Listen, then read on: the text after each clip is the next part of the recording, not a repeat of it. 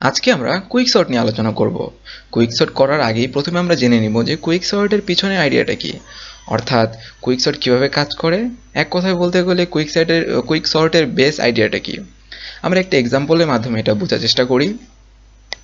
Suppose এই যে এখানে যে আমি ডাটাগুলো দেখতে পাচ্ছি, হোয়াইট ডাটাগুলো, সেগুলো ধরলাম যে কোনো একটা ক্লাসের স্টুডেন্টরা দাঁড়িয়ে আছে। তো স্টুডেন্টরা দাঁড়িয়ে আছে, এখানে দেখতে পারতেছি আমরা প্রত্যেকটা স্টুডেন্টের কি হাইট আলাদা। তো প্রত্যেকটা স্টুডেন্টের হাইট আলাদা, তাদের একটা টাস্ক দেওয়া হলো যে তাদের এমন একটা সারি ক্রিয়েট করতে হবে যেখানে সবাই ছোট থেকে বড় আকারে দাঁড়াবে, অর্থাৎ এই স্টুডেন্টগুলোকে এভাবে দাঁড়াতে বলতেছে, সেকেন্ড পিকচারটার মতো করে দাঁড়াতে বলতেছে, ছোট থেকে বড় আকারে দাঁড়াতে বলতেছে। তো এই কাজটা কিন্তু দুইভাবে করা যায়। প্রথমটা হলো টিচার তাদেরকে গাইড করতে পারে যে তোমার প্লেস এখানে, তুমি ছোট সবার আগে চলে যাও। প্রত্যেককে দায়িত্ব নিয়ে টিচার কী করতে পারে, একটা সারি ক্রিয়েট করতে পারে, অর্থাৎ একজনের তত্ত্বাবধানে সম্পূর্ণটা হবে। আরেকটা প্রসেস হচ্ছে যে স্টুডেন্টরা নিজেদের মধ্যে কম্পেয়ারের মাধ্যমে তাদের জায়গা খুঁজে নিতে পারে। তো বললো যে টিচার বলে তোমরা তোমাদের মতো জায়গা খুঁজে নাও, যে ছোট মানে একটা গাইডলাইন দিয়ে দিল এবং তারা নিজেরা কাজটা করলো। অর্থাৎ এই যে স্টুডেন্ট আছে একটা মানে আমাদের আইডিয়া ক্রিয়েট হলো যে এই স্টুডেন্ট আছে, এই স্টুডেন্ট থেকে যারা ছোট তারা সামনের দিকে চলে যাও, আর এই স্টুডেন্ট থেকে যারা বড় তারা পেছনের দিকে চলে যাও। এভাবে একজনকে সিলেক্ট করার মাধ্যমে, বারবার কম্পেয়ার করার মাধ্যমে কিন্তু আমরা এই সর্টেড যে সারিটা আছে সেটা কিন্তু পেতে পারি। তো কোনটা কুইক? অবশ্যই সেকেন্ড প্রসেসটা কুইক, এই জন্য এটার নাম রাখা হয়েছে কুইক সর্ট। এটা কুইক কেন? যখন অনেকগুলো আমাদের ডাটা থাকবে তখন সেটা সর্ট করার বেলায় একজনের তত্ত্বাবধানে সেটা করা খুবই সময় সাপেক্ষ, আর এভাবে কম্পেয়ার করার মাধ্যমে যদি আমরা করি তাহলে খুব সহজেই কিন্তু সেটা আমরা পেয়ে যেতে পারি। সর্টিং মানে আমরা যে সর্টটা চাচ্ছি সেটা খুব সহজেই পেয়ে যেতে পারি। তো এখন আমরা কুইক সর্টটা কি আসলে সেটা একটু দেখি। তো বলা হচ্ছে যে quick sort is divide and কনকার algorithm. Quick sort একটা ডিভাইড অ্যান্ড কনকারিদম অ্যালগোরিদম। তো ডিভাইড অ্যান্ড কনকার এখানে বলতে কি বোঝানো হয়েছে?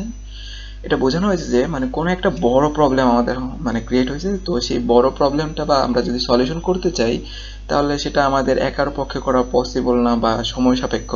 সেক্ষেত্রে আমরা কি করতে পারি, বড় প্রবলেমটাকে ছোট ছোট সাব প্রবলেমে ব্রেক করতে পারি, এবং সাব প্রবলেমগুলো সলভ করার মাধ্যমে যে আউটপুটটা আমরা পাবো সবগুলোকে একসাথে করলে আমরা কি কিন্তু বড় প্রবলেমটার আউটপুট পাবো। একটা এক্সাম্পল দেওয়া যায় যে ধরেন আমার কিছু প্রোডাক্ট ডেলিভারি করতে হবে, তো আমার একার পক্ষে সব জায়গায় গিয়ে ডেলিভারি করা কিন্তু এটা খুবই কষ্টসাধ্য এবং সময় সাপেক্ষ। তো আমি কি করতে পারি, কিছু ডেলিভারি ম্যান নিতে পারি এবং 3জন ডেলিভারি ম্যান নিলাম এবং তাদেরকে বললাম তোমরা এই জায়গায় ডেলিভারি করে দিয়ে আসো। অর্থাৎ আমি আমার প্রবলেমটাকে কী করলাম, 3টা সাব প্রবলেমে ব্রেক করলাম এবং তারা কী করলো, ডেলিভারি দিয়ে দিল এবং আমার কাজটা হয়ে গেল। অর্থাৎ 3টা সাব প্রবলেম থেকে আমি কি হলো, যে আমার ডেলিভারি করা হয়ে গেল, অর্থাৎ আমি আমার আলটিমেট সলিউশনটা পেয়ে গেলাম। তো কুইক সর্ট আমরা এমন করব, আমরা ডিভাইড অ্যান্ড কনকার করব এবং সেগুলি থেকে যে আউটপুটটা পাবো সেগুলোকে লাস্টে যে আউটপুট পাবো সেগুলো লাস্টে একসাথে করলে আমরা কুইক সর্টের যে প্রসেসটা, অর্থাৎ সর্টেড যে ডাটাগুলি সেটা আমরা পেয়ে যাব। তো কুইক সর্টে কী করতে হয়, কুইক সর্টে করতে হয় যে it's picks an element as pivot and partition the given array around the picked pivot. তো এখানে পাইভটটা কি, পাইভটটা আমরা ক্লিয়ার ধারণা পাবো একটু পরে যখন আমরা এটা সলভ করার চেষ্টা করব। একটা মানে একটা যদি আমরা এলিমেন্টকে সলভ করতে যাই, সর্ট করতে যাই, সেই ক্ষেত্রে কিন্তু আমি পাইভটটাকে প্রপার ধারণা পারবো। আচ্ছা, এখানে আমি বলতেছি যে কি পাইভট কাকে ধরা যাবে। পাইভট ধরা যাবে আমার যে ডাটাগুলি আছে সেই ডাটাগুলোর মধ্যে যে আনসর্টেড ডাটাগুলি থাকবে সেই ডাটাগুলির মধ্যে একদম শেষে যে আছে তাকে পাইভট ধরা যাবে, অথবা একদম শুরুতে যে আছে তাকে পাইভট ধরা যাবে। আবার যে কোনো একটা র্যান্ডম এলিমেন্টকে আমি পাইভট ধরতে পারি। আবার pick median as a pivot, অর্থাৎ একদম মাঝখানে যে আছে তাকে পাইভট ধরতে পারি। তো আমি একটু বুঝাই এখানে পাইভটটা আর একটু, যে আমি বলতেছি পাইভট আমি কাকে ধরতে পারি, পাইভট বলতেছি যে একদম লাস্টের যে এলিমেন্ট আছে সেটাকে কিন্তু আমি পাইভট ধরতে পারি। এটা ধরে আমরা কি করব, তো আমরা যদি একদম লাস্টের মানে এলিমেন্টটাকে পাইভট ধরি, তো কি করব আমরা এইটার সাপেক্ষে বাকি সবগুলো কম্পেয়ার করব। তো এটা যদি পাইভট হয় আমরা বলবো যে পাইভটের থেকে ছোট যারা তারা সামনের দিকে চলে যাও এবং পাইভট থেকে যারা বড় তারা পিছনের দিকে চলে যাও। তাহলে কিন্তু আমরা মোটামুটি একটা ফুললি সর্টেড নাও পাইতে পারি, বাট এটার সাপেক্ষে যতগুলো এলিমেন্ট থাকবে তারা কিন্তু সর্টেড, মানে ও ওর জায়গায় পেয়ে গেছে। তো অর্থাৎ যাকে আমি পাইভট ধরবো সে অলওয়েজ কি পাবে, তার প্লেসটা পেয়ে যাবে। মিডিয়ান হতে পারে একদম মাঝখানে যে আছে। তো এই পাইভট সম্পর্কে আমরা একটা প্রপার ধারণা সামনের দিকে পাবো। তাহলে আমরা নেক্সট স্লাইডে চলে যাই। নেক্সট স্লাইডে বলছে যে কুইক সর্ট করতে হলে আমাদের অবশ্যই পার্টিশন বুঝতে হবে। কারণ হলো পার্টিশনের মাধ্যমে কুইক সর্ট করে থাকা হয়। এটা হচ্ছে কি প্রসেস কুইক সর্টের। তো পার্টিশন জিনিসটা আসলে কি? পার্টিশনের একটা এক্সাম্পল আমরা দেখি। সাপোজ আমার কিছু ডাটা দেওয়া আছে 10, 80, 90, 60, 20 এবং 30। তো এই ডাটা থেকে আমার কি করতে হবে?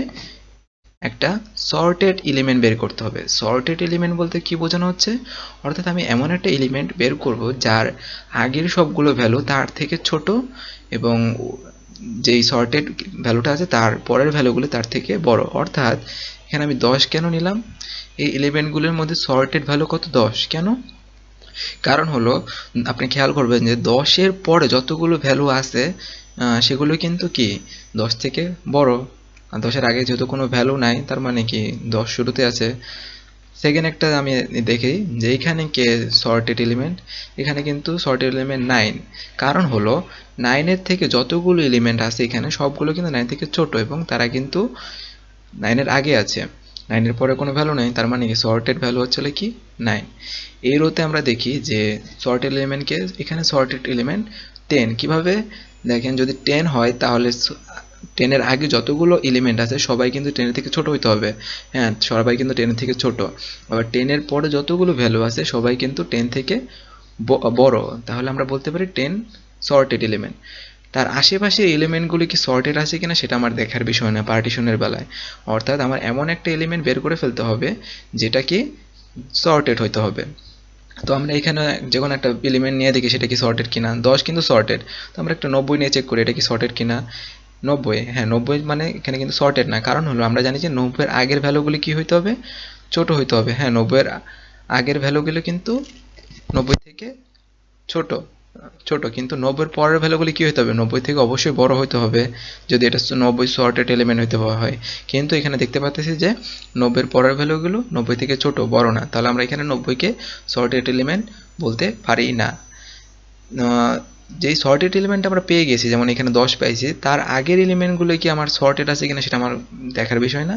শুধু ওই এলিমেন্টটাই কি সর্টেড কিনা এটা আমার দেখতে হবে। আর এটা হচ্ছে পার্টিশনের মূল ধারণা, আর এটার মাধ্যমে আমরা কুইক সর্ট সলভ করে থাকবো। তো আজকে আমরা পার্টিশন পর্যন্তই শিখব। নেক্সট ক্লাসে আমরা যে নেক্সট পার্টে আমরা যেটা আমি আপলোড করব, যেটা আমাদের ডিসক্রিপশন বক্সে দেওয়া থাকবে, সেটাতে আমরা একটা বিভিন্ন ধরনের এলিমেন্ট নিব, ডাটা নিব এবং পার্টিশনের মাধ্যমে আমরা পার্টিশন ইউজ করে আমরা সেটা সর্ট করব। আর পার্টিশনের মাধ্যমে যে সর্টটা আমরা করব সেটা হচ্ছে কুইক সর্ট। আশা করি ভিডিওটি বুঝতে পেরেছেন। তো আজকের ভিডিওটা এখানে শেষ। ধন্যবাদ। যদি ভিডিওটি ভালো লেগে থাকে অবশ্যই সাবস্ক্রাইব করবেন।